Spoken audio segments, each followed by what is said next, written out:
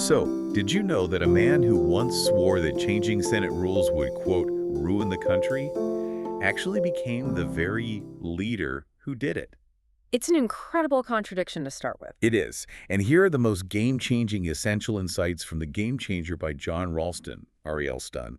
It's practical wisdom that could really transform how you think about power and the real cost of winning. And Ralston frames this book not just as a life story, but, it's really a masterclass in political pragmatism. He argues that Harry Reid is the ultimate paradox of American democracy. How so? Well, a man who saved his party in the short term, but did it by breaking the very institutions he had sworn he would protect. To really get that, you have to look at the first insight.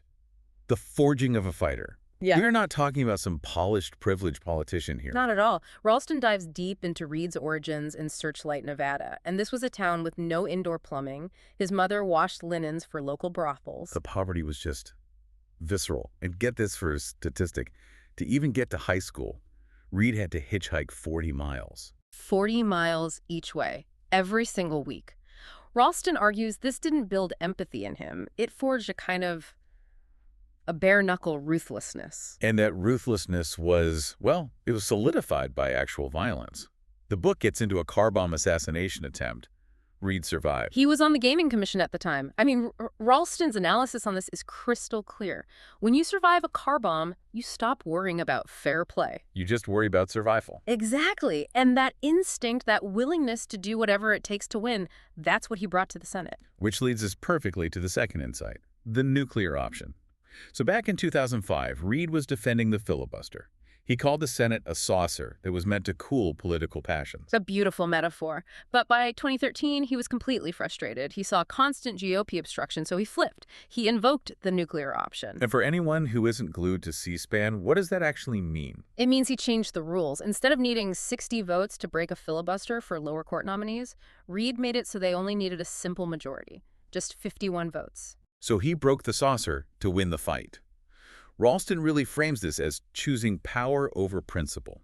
This is Mindful Moments, our YouTube channel offering AI book analysis, summaries, and critiques, inspiring reflection and rational thought. All right, moving to the third insight, which is the Reid machine.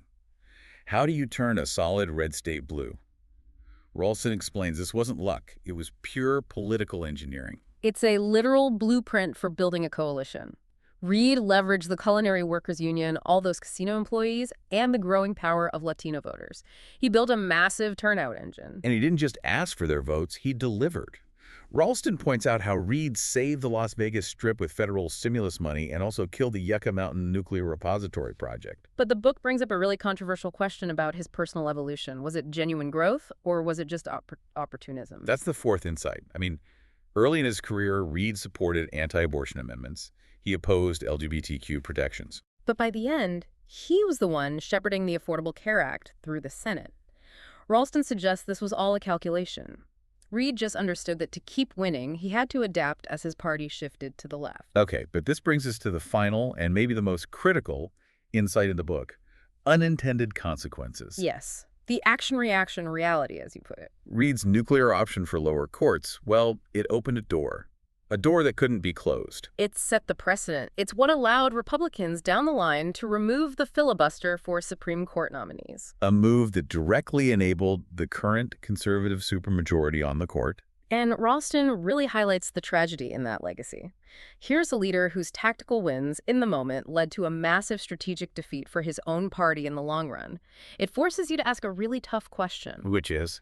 Is it better to hold the moral high ground and lose, or break the rules to win, knowing that your opponent will eventually use those same broken rules against you? Start with our 5-minute essential insights, then dive into the in-depth analysis. Next, the summary, ending with the comprehensive critique. Discover genre-based book podcasts at Mindful Moments. Subscribe and nourish your mind on the go.